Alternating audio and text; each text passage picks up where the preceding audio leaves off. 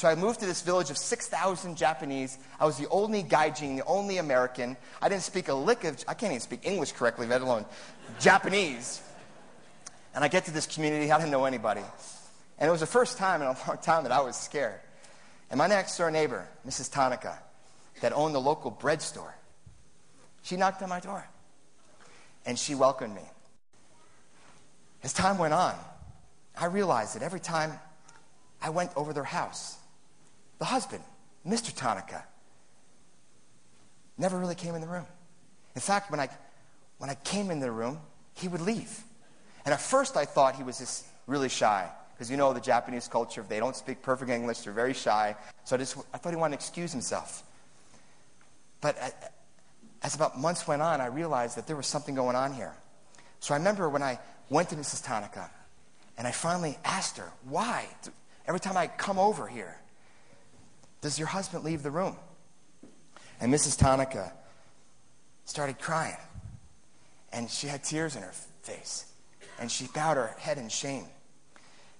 And she said, my husband hates America. My husband hates Americans. He vowed never to have an American in his home. I said, why? I know I'm a Yankee fan. You don't have to hold that against me. Your country bombed our country 50 years ago in Hiroshima and Nagasaki. And my husband's family was killed.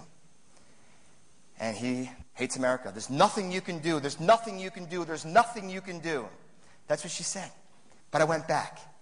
And finally, after volunteering at his house and helping shovel that snow when the snow came down and when they picked the rice in April, I was there at 4 o'clock in the morning helping pick the rice, trying to earn his respect, earn his trust, earn his friendship. And it's amazing what sake can do. We drank a lot of sake. Wow. And we started laughing. And we started becoming friends. And we became great friends. 2 years later, I left Japan to go to Australia to get my business degree. And I remember going to the train station to say goodbye. And there was all my friends and family that I met in Japan for the last 2 years. This is 15 years ago. And there was Mr. Tanaka budging his way through the line with his arms wide open, saying, I love you. You are my American son. Tommy is president of the Spaulding Companies LLC, a leadership development, consulting, and speaking organization serving the corporate and nonprofit sectors. For 20 years, Tommy's career has been built on relational competence.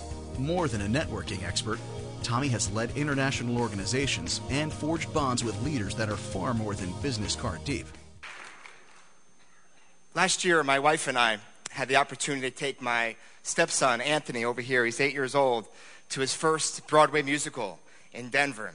And we bought that clip-on tie and that nice jacket from Walmart, and we took him to the restaurant for a big date with mom and stepdad before he went to the musical.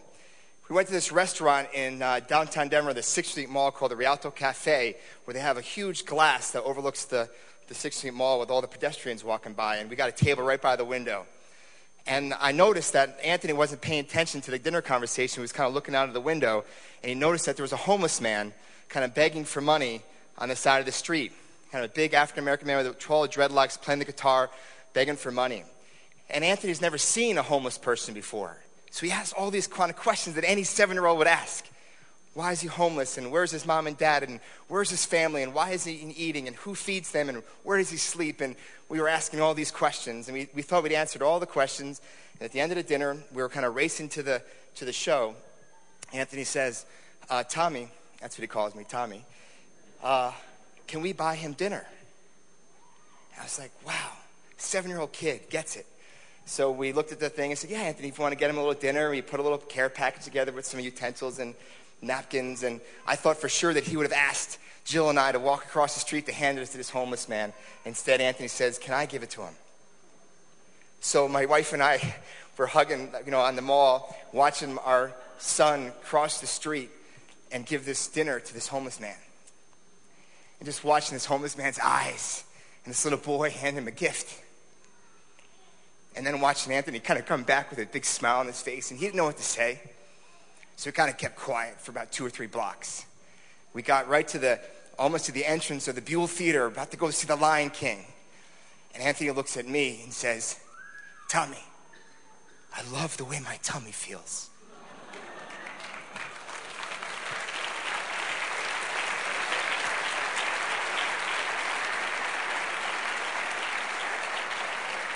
What Anthony didn't know, it wasn't his tummy, it was his heart. And it was his first experience of experiencing the spirit of giving.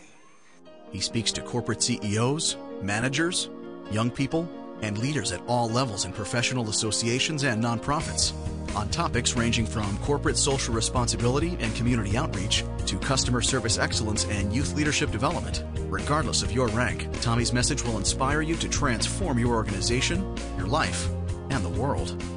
At the beginning of the camp, every year, the Boy Scout leaders would gather all the hundreds of students and say, "This next month, I expect all of you to be leaders. And at the end of the month, I'm going to pick one scout who best demonstrates leadership and character." Man, I was sitting in my pants saying, "Oh, I want to win this award. I can just taste it." And for the next month, I worked so hard to win that award. I hustled. And when the scoutmasters were looking, I hustled even more. My tent was all clean. My campsite was all tidy. I tried to be the best leader. At the end of the scouting days, when the month was up, they had a big campfire. And the scoutmasters came up to give the Scout of the Year award. And I was like getting myself ready because I was just so confident that I was going to win this award. But they didn't call my name. They didn't call my name. Instead, they called this complete dork named Jimmy Brown. Jimmy Brown. Who the heck is Jimmy Brown? I was so frustrated, and that frustration turned to anger, and that anger turned to jealousy. Who is Jimmy Brown? I hustled. I worked harder than anybody. The next morning, when I was at the parking lot waiting for my parents to pick me up, the scoutmaster actually was there, and I actually had an alone moment with him. And in some awkward way, I stuttered and said, "Tell me about Jimmy Brown. Why did Jimmy Brown win this award?"